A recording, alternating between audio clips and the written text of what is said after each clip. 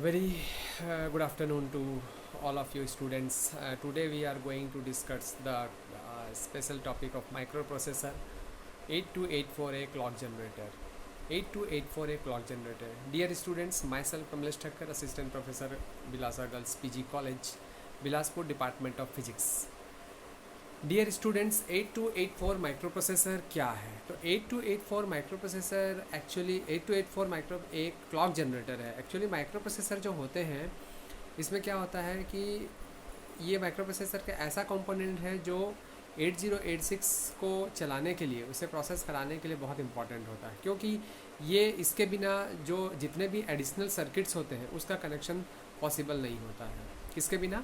Clock generator के बिना. तो क्लॉक कौन जनरेट करेगा? तो वो बहुत टिपिकल हो जाता है. इसलिए ये 8284A क्लॉक जनरेटर बहुत यूज़फुल होता है 8086 और 8088 के माइक्रोप्रोसेसर के लिए. आप सभी जानते हैं कि ये 8284A क्लॉक जनरेटर जो है वो क्या क्या प्रोवाइड करता है.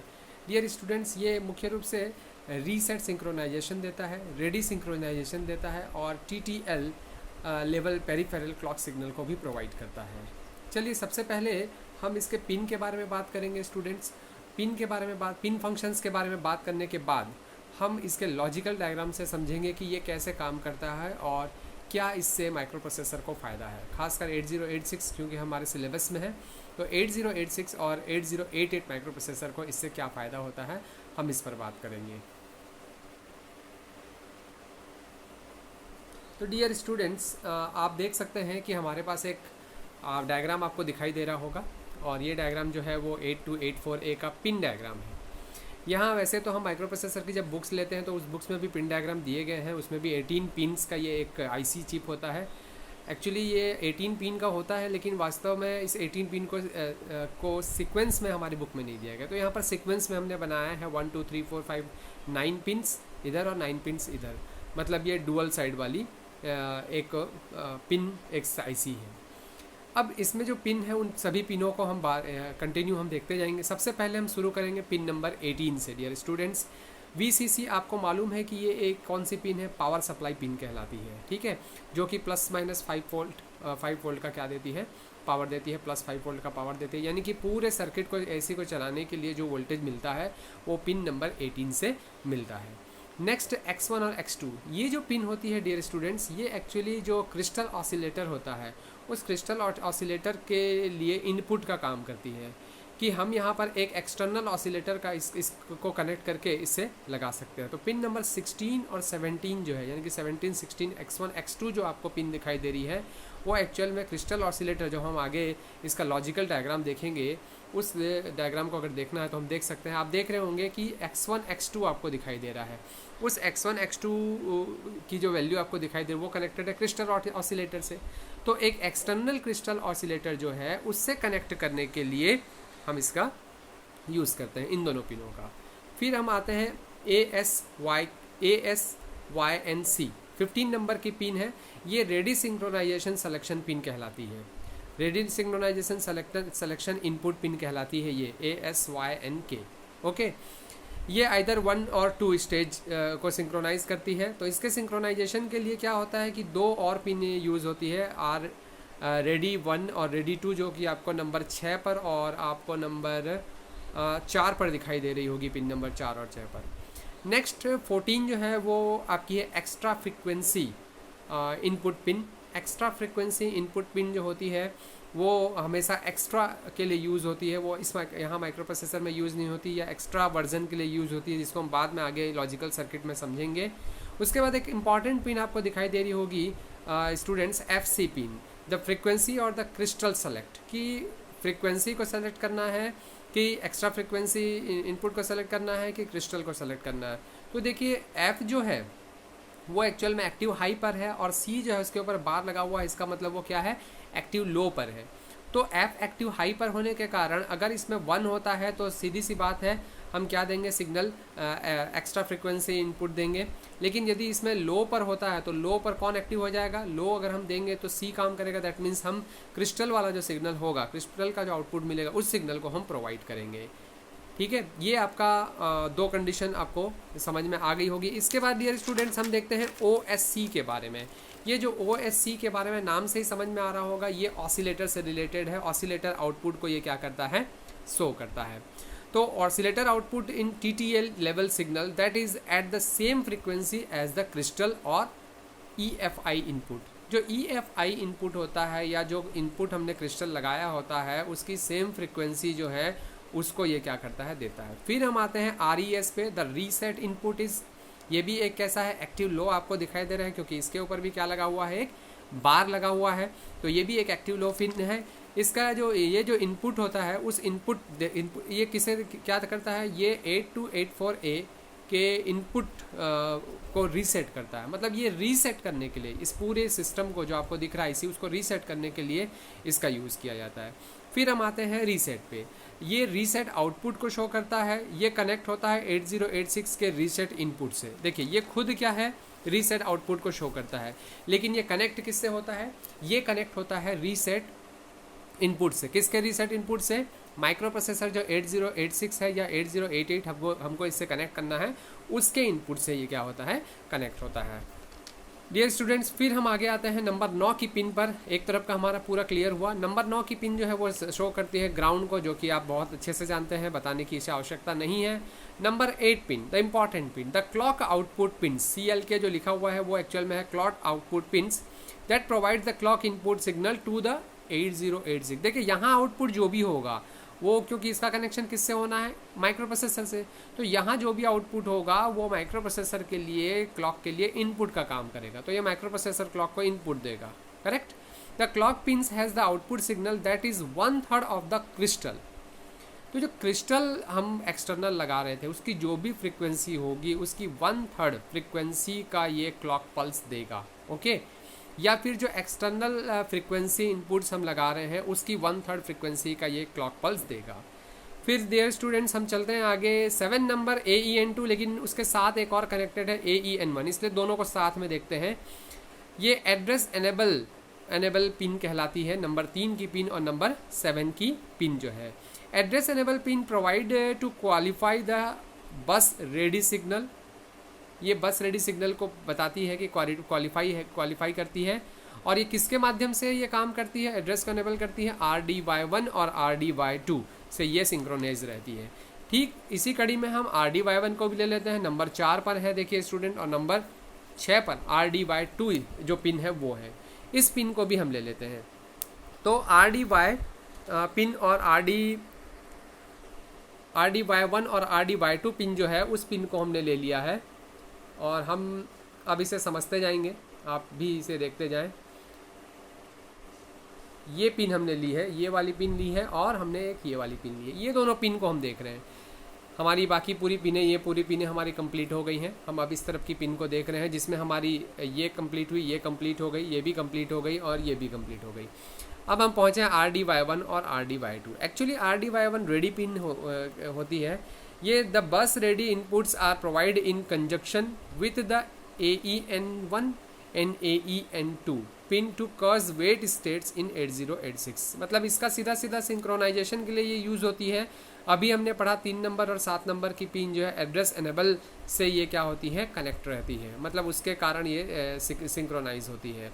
नेक्स्ट हम देखते हैं नंबर 5 की पिन। ये नंबर 5वीं पिन जिसको हम रेडी कहते हैं। रेडी इज क्या है, अन आउटपुट पिन। अगर ये आउटपुट है तो उसके लिए क्या काम करेगी, एक इनपुट पिन की तरह काम करेगी। किसके लिए, माइक्रो प्रोसेसर के लिए। तो ready pin is an output pin that connect to the micro processor input of the ready. उसके रेडी इनपुट से ये क्या करेगा, कनेक्ट होगा, करेक्ट। सिंक्रोनाइजेशन ये भी होगा, तो ये भी दोनों, ये सिंक्रोनाइजेशन होगा वो इन दोनों से ही इसका भी क्या होगा, सिंक्रोनाइजेशन होगा। इसका सिंक्रोनाइजेशन भी अगर हम समझेंगे तो किससे होगा, इन दोनों से ही इसका सिंक्रोनाइजेशन होगा, RD1 और RDY1 और RDY2। नेक्स्ट हम आते हैं PCLK, जिसे हम कहते हैं पेरिफेरल क्लॉक। ये पेरिफेरल क्लॉक जो होता है, आपको पेरिफेरल डिवाइस के बारे में स्टूडेंट्स मालूम है।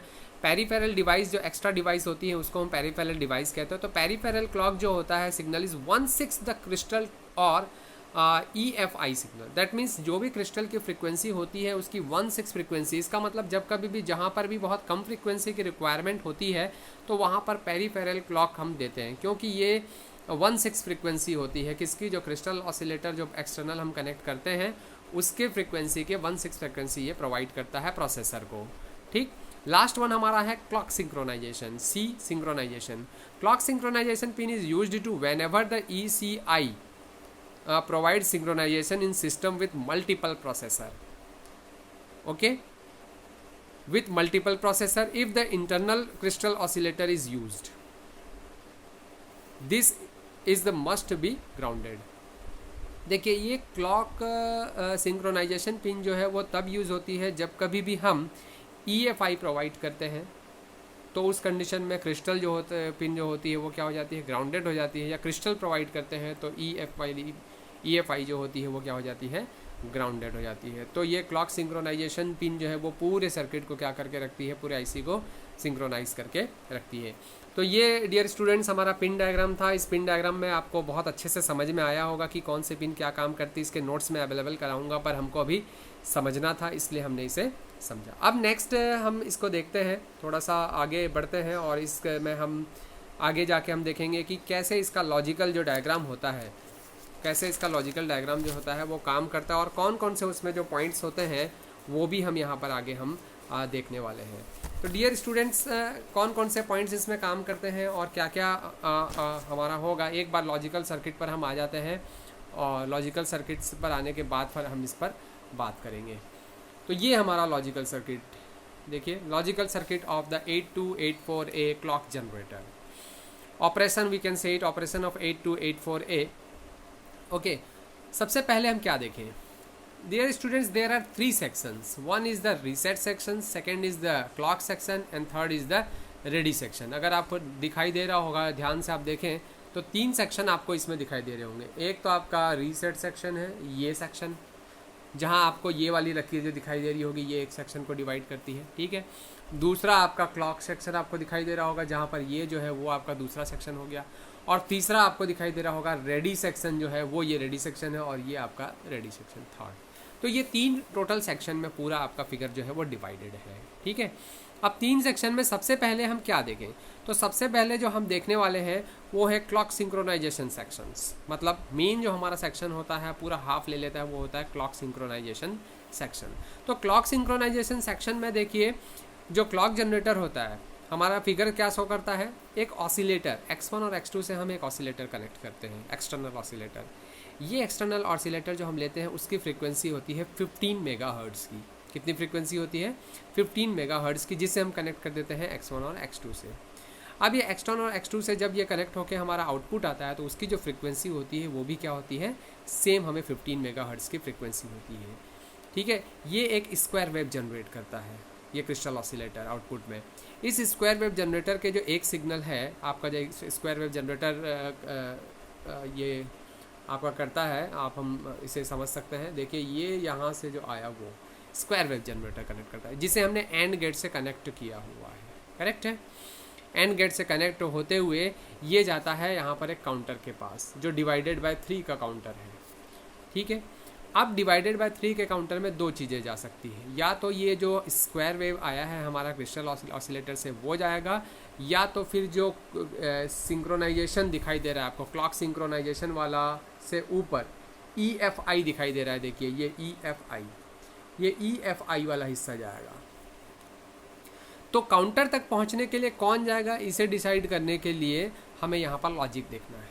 तो सबसे पहले हमने देखा कि या तो क्रिस्टल जाएगा या तो फिर ये जाएगा। तो इसमें ये डिसाइड होगा हमारा जो बीच वाली जो लाइन थी हमारी, आपको दिखाई दे रही होगी ये बीच वाली लाइन, ठीक है। हम एक ग्रीन ले लेते हैं कलर ताकि आपको समझ में आए। ये बीच वाला FC बार हमने पढ़ा था अभी FC बार के बारे में। यदि ये एक्टिव लो होती है, यदि ये एक्टिव हाई होता है तो क्या होगा, F काम करेगा। इसका मतलब ये हुआ कि इसका मतलब EFI वाला सिग्नल जो होगा वो जाएगा आपका कहाँ तक, काउंटर तक, अगर लॉजिक 1 हुआ। लेकिन अगर लॉजिक 1 नहीं हुआ, अगर लॉजिक क्या हो गया हमारा, लॉजिक 0 हो गया, तो उस कंडीशन में क्या होगा, तो उस कंडीशन में जो है लॉजिक 0 होने से क्रिस्टल का सिग्नल काम करेगा, तो ये सिग्नल जो है वो जाएगा आपका कहाँ तक, काउंटर तक जाएगा। It is clear. 2 चीज़ें हो सकती हैं, क्रिस्टल का जाएगा या तो काउंटर पर जब जाएगा तो काउंटर क्या करता है, काउंटर जो है वो डिवाइडेड बाय 3 काउंटर है। इसका मतलब इससे काउंटर से कनेक्टेड है हमारा क्लॉक। कौन कनेक्टेड है, क्लॉक। तो जो भी हमारे पास फ्रीक्वेंसी आ रही होगी वो क्लॉक को जाएगी, लेकिन वो फ्रीक्वेंसी जो होगी वो 1/3 हो जाएगी। अभी हमने पहले भी बात की थी, क्लॉक जो होता है वो EFI का या क्रिस्टल के फ्रीक्वेंसी का 1/3 देता है, तो वो 1/3 हो जाएगी। तो 1/3 होने का मतलब क्या है? 1/3 होने का मतलब ये है कि 15 मेगाहर्ट्ज़ अगर हम दे रहे थे क्रिस्टल ऑसिलेटर को, तो 15/3 दैट मीन्स 5 मेगाहर्ट्ज़ की जो आउटपुट फ्रीक्वेंसी होगी वो क्लॉक में आपको देखने को मिलेगी। करेक्ट। अब ये जो काउंटर आपका बना हुआ है ये भी देखिए 3 रास्ते आपको बताता है, 3 चीज़ों से कनेक्ट होता है। आप देख सकते हैं सबसे पहले ये अनदर एक काउंटर जो हमारा बना हुआ है उस एक और काउंटर से ये कनेक्ट हुआ है। आप देखना चाहें तो देखिए ये काउंटर से, जिसे डिवाइडेड बाय 2 काउंटर कहा जा रहा है। दूसरा इसका जो सिग्नल है वो गया है आपका रेडी में, ठीक है, के फ्लिप फ्लॉप से, और जो रीसेट सेक्शन के फ्लिप फ्लॉप से कनेक्ट हुआ है। ये 3 इसके रास्ते हैं। तो सबसे इंपॉर्टेंट हम बात करते हैं डिवाइडेड बाय 2 काउंटर से गया। दोनों काउंटर जो आपको दिख रहे हैं वो कैसे हैं? वो दोनों काउंटर जो है वो कैस्केड लगे हुए हैं। इसका मतलब अब अगर टोटल आउटपुट निकाला जाए, इससे जो आउटपुट PCLK के पास जाएगा वो कैसा होगा? वो डिवाइडेड बाय 3 × 2 दैट मीन्स 6 होगा। और डिवाइडेड बाय 6 का क्या मतलब होता है? डिवाइडेड बाय 6 का मतलब होता है कि 15/6 दैट मीन्स 2.5 मेगाहर्ट्ज़ की फ्रीक्वेंसी यहाँ PCLK में आपको दिखाई देगी, ये PCLK में। तो बहुत कम फ्रीक्वेंसी की जहाँ माइक्रो प्रोसेसर को आवश्यकता होती है वहाँ पर PCLK को हम क्या करते हैं, उससे कनेक्ट करते हैं। अदरवाइज पूरी फ्रीक्वेंसी जानी है तो क्लॉक 5 मेगाहर्ट्ज़ जो हमको मिल रहा है वो आपको देखने को मिल जाता है। तो ये पूरा सेक्शन जो आपको समझ में आया, वो पूरा सेक्शन जो था हमारा वो किसका था? मेन सेक्शन था, जो कि हमारा क्लॉक सेक्शन या क्लॉक सेक्शन कहलाता है। ठीक है, अब हम बात आगे करते हैं। आगे हम किसकी बात करें? आगे हम देखेंगे कि रेडी सेक्शन हमारे पास है और एक आपका रीसेट सेक्शन। रीसेट सेक्शन देखिए उसमें क्या कनेक्ट है, उसमें एक स्मिथ ट्रिगर कनेक्ट हुआ है और एक फ्लिप फ्लॉप कनेक्ट हुआ है। इसके बाद जो हमें सेक्शन मिलता है, आउटपुट मिलता है, वो रीसेट मिलता है। ये रीसेट कनेक्ट होता है माइक्रो प्रोसेसर से। ये रीसेट जो होता है वो कनेक्ट होता है किससे? माइक्रो प्रोसेसर के रीसेट के माइक्रो प्रोसेसर रीसेट के इनपुट से या आउटपुट। रीसेट जो मिलता है वो निगेटिव एज में मिलता है, क्लॉक के निगेटिव एज में मिलता है, जबकि माइक्रो प्रोसेसर जब उसे एक्सेप्ट करता है तो उस सैंपल को वो हर पॉजिटिव एज में वो उसे क्या करता है? एक्सेप्ट करता है। तो ये एक रीसेट सेक्शन का सेक्शन हो गया। उसके बाद आप देख सकते हैं रेडी सेक्शन। रेडी सेक्शन भी बहुत ज़्यादा आपको दिखाई समझ में आ रहा होगा कि रेडी सेक्शन की कंडीशन में भी हमारे पास RD1 और RD2 जो है वो सिंक्रोनाइज होते हैं। AEN1 और AEN2 जो कि एक्टिव लो पिन्स हैं उसके द्वारा वो सिंक्रोनाइज होते हैं। इसमें भी 2 D फ्लिप फ्लॉप का यूज़ किया गया है जिससे वो रेडी सिग्नल मिलता है, और रेडी सिग्नल जो है वो कनेक्ट होता है किससे? माइक्रो प्रोसेसर से कनेक्ट होता है। तो ये रेडी सिग्नल के बारे में बहुत ज़्यादा जानकारी नहीं, फिर भी इतना इनफ होगा आपको लिखने के लिए। और रेडी सिग्नल के बाद हम आगे बढ़ते हैं जो हमारा दूसरा कि कैसे इंटरफेसिंग होती है। अब हम इसको समझते हैं। तो इंटरफेसिंग को समझने के लिए मैं अपने पिक को थोड़ा ऊपर ले आऊँ, और नीचे का जो डायग्राम आपको दिख रहा होगा वो आपका इंटरफेसिंग का डायग्राम है। ठीक है, तो इंटरफेसिंग को हमें समझना है। तो इंटरफेसिंग में क्या है डियर स्टूडेंट्स? देखिए सबसे पहले क्या क्या चीज़ें आपको दिखाई दे रही है। X1 X2 दिखाई दे रहा है, मेन हमारा वही है क्योंकि हम clock section is the important section of 8284A। Okay, तो जो आपको ये पोर्शन दिखाई दे रहा है IC में X1 X2 जो कि एक 15 मेगाहर्ट्ज़ के ऑसिलेटर से कनेक्ट हुआ है। ठीक है, और आप देखिए FC बार को हमने ग्राउंडेड किया है। इसका मतलब अगर क्रिस्टल का यूज़ करेंगे तो C क्या होगा? ग्राउंडेड होगा। ठीक है, रीसेट का कनेक्शन एक RC सर्किट से हुआ है जो कि आपको दिखाई दे रहा है। ठीक है, RC circuit provides logic 0 to the REC input pin. अगर वो उसे 0 प्रोवाइड करता है तो उस कंडीशन में RES जो है वो क्या करेगा? एक्टिव लो आएगा कि हाई आएगा? एक्टिव लो में है तो मतलब वो क्या करेगा? काम करेगा, पावर अप्लाइड करेगा। जो पावर आपको देना है 5 वोल्ट का विथ टॉलरेंस, वो पावर आपको देगा जब आप RES जो होगा वो उसको जब कौन सा सिग्नल मिले? हमें 0 मिले। इसका मतलब बाकी सब चीज़ें क्या हो? ग्राउंड। RC सर्किट जो हो गया ग्राउंड हो। ठीक है, फिर कुछ टाइम के बाद RES क्या होगा? को +5 मिले, +5 से फिर 0 मिलेगा क्योंकि जब वो आपका कैपेसिटर जो है वो क्या होगा? डिस्चार्ज होगा। तो उस कंडीशन में उसकी वैल्यू क्या हो जाएगी? ऑपोजिट हो जाएगी। ऑपोजिट होने से RES 1 मिलेगा। 1 मिलेगा तो क्या उसका आंसर आएगा? क्योंकि वो एक्टिव लो पिन है, 0 आ जाएगा। करेक्ट है। अब टाइमिंग रीसेट के लिए ये यूज़ किया गया है। इसको रीसेट और क्लॉक हम दो, मतलब हम यहाँ पर मेन रूप से क्या सिग्नल प्रोवाइड कर रहे हैं माइक्रो प्रोसेसर को, एक तो क्लॉक सिग्नल दे रहे हैं जो ऊपर हमने देखा कि 5 मेगाहर्ट्ज़ का आता है क्योंकि 15 से वो 13 हो जाता है, और दूसरा रीसेट सिग्नल दे रहे हैं। इन दोनों को ही हमें मुख्य मेन जो है वो देखना है। देखिए क्लॉक सिग्नल जो होता है वो कहाँ से मिलता है आपको, ऑसिलेटर से मिलता है। ऑसिलेटर से ये कनेक्ट होकर आपका क्लॉक सिग्नल का आउटपुट बना। किसका आउटपुट है ये, 8284 ए का आउटपुट है, और इसे कनेक्ट कर दिया जाता है सीधे किससे, 8086 के क्लॉक के इनपुट से कनेक्ट कर दिया जाता है। दूसरा हमको मिलता है रीसेट का सिग्नल, जो कि रीसेट जो है हमारा किसका रीसेट, 8284 का जो रीसेट होता है, उस रीसेट का आउटपुट जो होता है, उस आउटपुट को हम कनेक्ट करते हैं किसके रीसेट से, हम सिस्टम कनेक्शन करते हैं माइक्रो प्रोसेसर जो 806 है और 8088 है, उससे हम क्या करते हैं, उसके रीसेट से कनेक्ट करते हैं। तो ये इसकी इंटरफेसिंग हो गई। तो आई थिंक आपको समझ में आया होगा, और जो भी वर्डिंग होगी वो समझने के लिए पूरी नोट्स हम अवेलेबल करा देंगे, इसकी नोट्स भी डाल देंगे इसमें। तो डियर स्टूडेंट्स, ये हमारा आज का जो टॉपिक था 8284 a clock generator, I think ये आपको समझ में आया होगा। और थोड़ा सा सुनिएगा, और मेन जो इस पर पूरा का पूरा पोर्शन है वो पूरा फिगर का एक्सप्लेनेशन है। तो आप कोशिश कीजिएगा कि अपने वर्डिंग में भी लिख सकें और समझें उसको कि क्या कंडीशन हो रही है। Thank you very much students.